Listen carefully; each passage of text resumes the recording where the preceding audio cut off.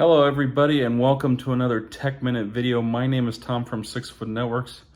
Today I'm going to show you how to update software or pretty much execute any command via Apple Remote Desktop against a collection of hosts. So I'm going to set the camera down here. You are now looking at my computer here and I hope you can see everything. So what you're looking at is a few online and 2 offline hosts. And what I'm going to do is I'm going to use the mouse and I'm actually going to click on the top one, hold shift, click on the bottom one to select them all. Okay.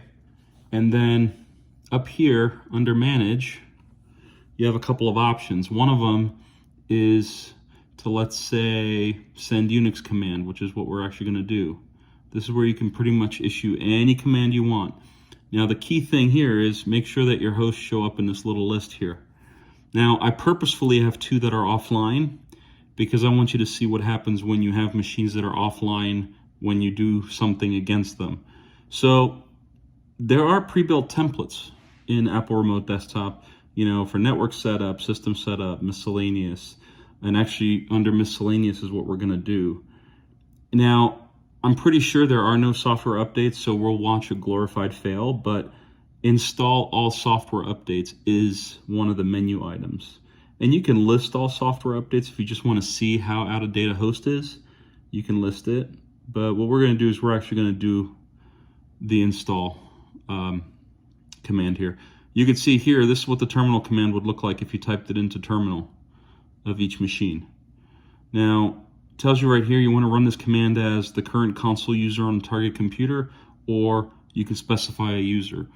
I personally always run commands as root, so that way it'll pick the highest level of admin it can to run every command.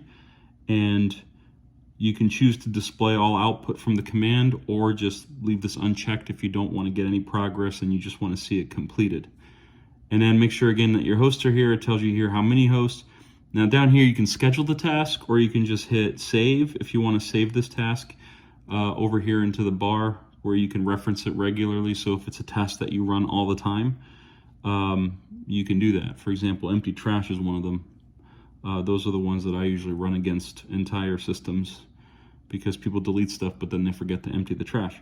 So anyway, we're gonna hit send.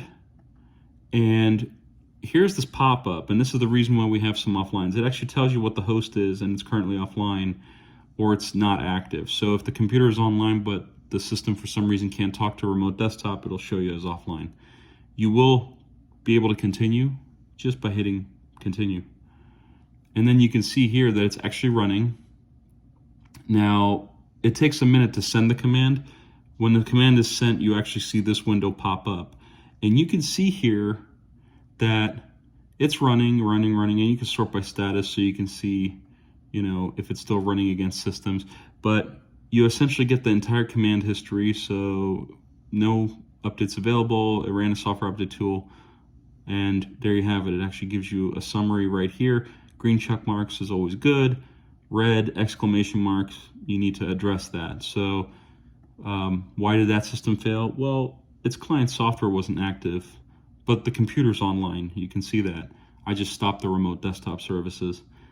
And this one's offline because it's here in my home and these are at my office. So I'm currently at my house. So it cannot connect to things in this house while I'm on the network over there. So that's how kind of broken site-to-site VPNs work. Anyway, I hope that gave you, some insight into how I use Apple Remote Desktop pretty much daily.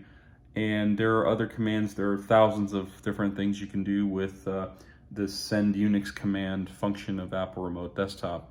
Anyway, I hope that you liked this video. If you did, please remember to give it a thumbs up. And if you really, really like this video, then please consider subscribing to our channel. It really does us a solid and allows us to create more content like this for you. In the meantime, good luck, and until next time.